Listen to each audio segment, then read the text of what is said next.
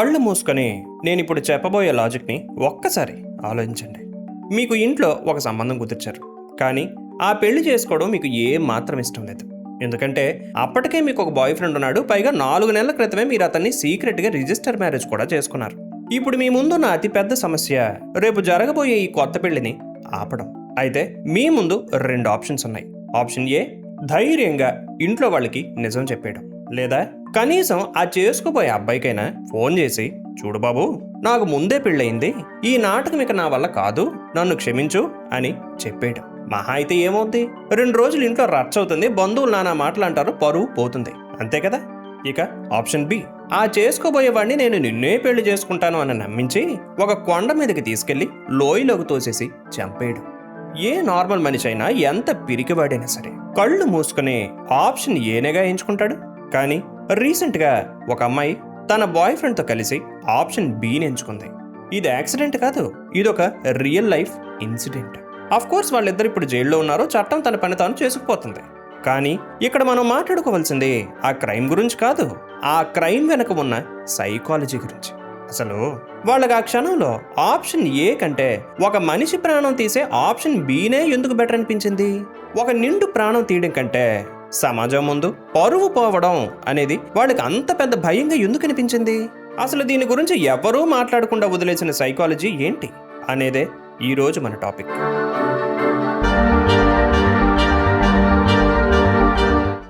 Point number 1, మనం బ్రతుకుతున్న ఈ హిపోక్రిటికల్ సొసైటీలో మనందరికీ కలిపి ఒక జబ్బు ఉంది.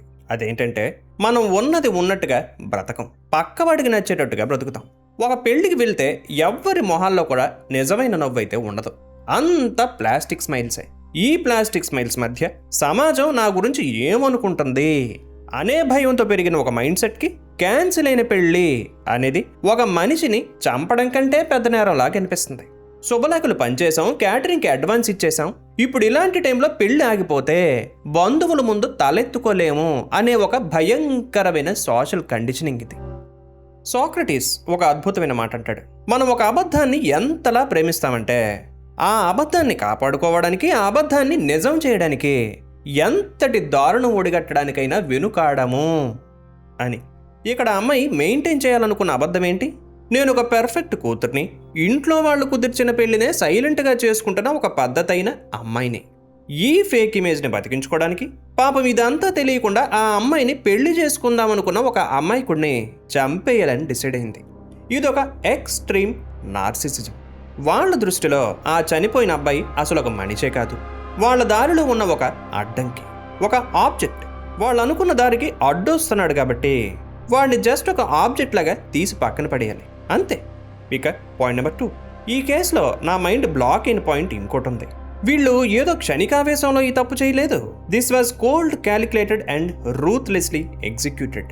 పూణేలో ఒక గుట్ట మీదకి వెళ్ళి మనిషిని ఎలా తోసేయాలో రిహార్సల్స్ చేశారు. దొరికిపోకుండా ఉండడానికి స్నాప్షాట్లో కోడ్ వర్డ్స్ వాడుకున్నారు. స్పెషల్ మ్యారేజ్ యాక్ట్ కింద వీళ్ళ సీక్రెట్ మ్యారేజ్ తాలూకు పబ్లిక్ నోటీస్ వాళ్ళ పేరెంట్స్కి వెళ్లకుండా బ్రోకర్లకి డబ్బులు ఇచ్చి మరీ లీగల్ సిస్టమ్ని మేనేజ్ చేశారు. చూసారా మన మోడర్న్ ఎడ్యుకేషన్ సిస్టమ్ ఎంత అద్భుతంగా పనిచేస్తుందో? వీళ్ళిద్దరూ కూడా బాగా చదువుకున్న వాళ్లే, కానీ ఆ చదువు వాళ్ళకి బేసిక్ ఎథిక్స్ని నేర్పించలేదు. ఏది తప్పు ఏది ఒప్పు అనే విచక్షణ ఇవ్వలేదు. కేవలం వాళ్ళ క్రిమినల్ బ్రెయిన్ని మరింత షార్ప్గా ఎలా వాడాలో మాత్రమే నేర్పించింది. ఒక చట్టానికి దొరికితే అందులో ఉన్న లొసుగుల్ని పట్టుకొని ఎలా తప్పించుకోవాలో నేర్పించింది. అందుకే వాళ్ళకి పోలీగ్రాఫ్ టెస్ట్ అంటే లై డిటెక్షన్ టెస్ట్ చేస్తామని పోలీసులు అడిగితే, మాకు ఇండియన్ సిటిజన్స్ కొన్ని ఫండమెంటల్ రైట్స్ ఉన్నాయి, ఆ ఫండమెంటల్ రైట్స్ ప్రకారం మేము దానికి ఒప్పుకోము అని కోర్టులో నిర్మోహమాటంగా చెప్పారు. This is the ultimate danger of high intelligence combined with zero empathy. చదువు అనేది బుర్రకైతే పదును పెట్టింది కానీ హృదయాన్ని చంపేసింది. ఇక పాయింట్ నెంబర్ 3, ఆ అమ్మాయిని అరెస్ట్ చేసి పోలీసులు తీసుకెళ్తున్నప్పుడు బయట ఉన్న మీడియాని చూసి ఆ అమ్మాయి మిడిల్ ఫింగర్ చూపించింది. ఒకసారి ఆలోచించండి, ఒక మనిషి ప్రాణం పోయింది, 2 కుటుంబాలు నాశనమయ్యాయి, తన జీవితం కూడా జైలు పాలైంది.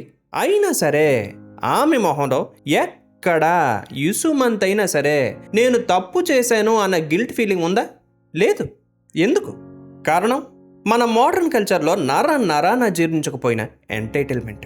ఇప్పుడున్న సోషల్ మీడియా యుగంలో ప్రతి ఒక్కరు కూడా వాళ్ళ స్టోరీలో వాళ్లే హీరోలు. దీన్నే సైకాలజీలో మెయిన్ క్యారెక్టర్ సిండ్రోమ్ అంటారు.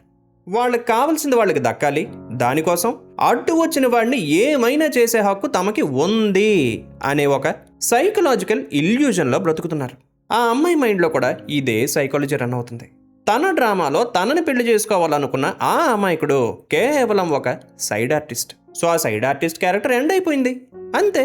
అంటే ఆమె చూపించిన మిడిల్ ఫింగర్ మీడియాకి మాత్రమే కాదు, ఎమోషన్స్ని చంపేసి ఈగోని పెంచి పోషించిన మన టోటల్ సిస్టమ్కి. ఈ మొత్తం సైకాలజీని ఇంకా డీప్గా అర్థం చేసుకోవడానికి మీకు ఒక చిన్న కథ చెప్తా వినండి. ఒక బౌద్ధ సన్యాసి నది ఒడ్డున నడుస్తుంటాడు.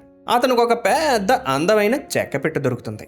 కానీ ఆ పెట్టె చాలా బరువుగా ఉంటుంది.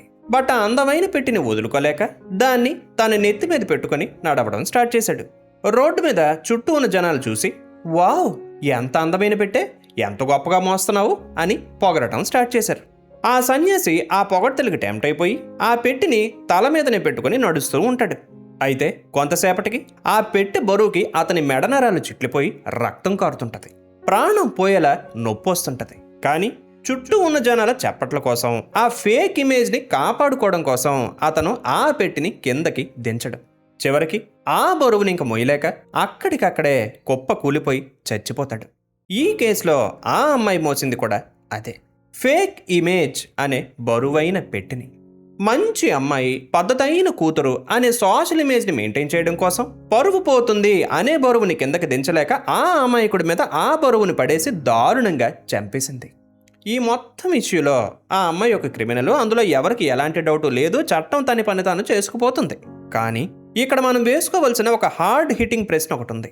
ఇలాంటి క్రిమినల్ మైండ్ సెట్స్ని తయారు చేస్తున్నది ఎవరు? మనమే. ఎస్, మనమే.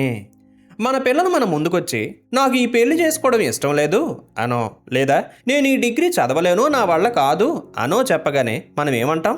ఏంటి, ఏం పిచ్చి పిచ్చి వేషాలు వేస్తున్నావా, ఈ విషయం తెలిస్తే మన చుట్టాలు ఏమనుకుంటారో, మన పరువేం కావాలి అని ఎమోషనల్ బ్లాక్మెయిల్ చేసే ప్రతి పేరెంట్ కూడా పరోక్షంగా ఇలాంటి నేరస్తులు పుట్టడానికి దారి తీస్తున్నారు.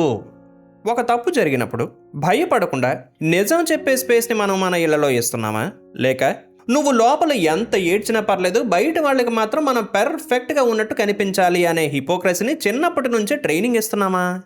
ఒక అబద్ధాన్ని బ్రతికించడం కోసం ఒక మనిషి, అది మగవాడైనా ఆడదైనా, ఎంత రాక్షసంగా మారగలరు అనేది ఒక చేదు నిజం. ఈ కేసు మన అందరికీ కూడా ఒక పవర్ఫుల్ వార్నింగ్ బెల్. సమాజం ఏమనుకుంటుంది అనేది మనందరికీ పట్టిన పెద్ద జబ్బు. దాన్ని వదిలేయండి. మీ ఈగోని, ఆ ఫేక్ ఇమేజ్ని మీకు మీరే మీ చేతులతోనే చంపండి.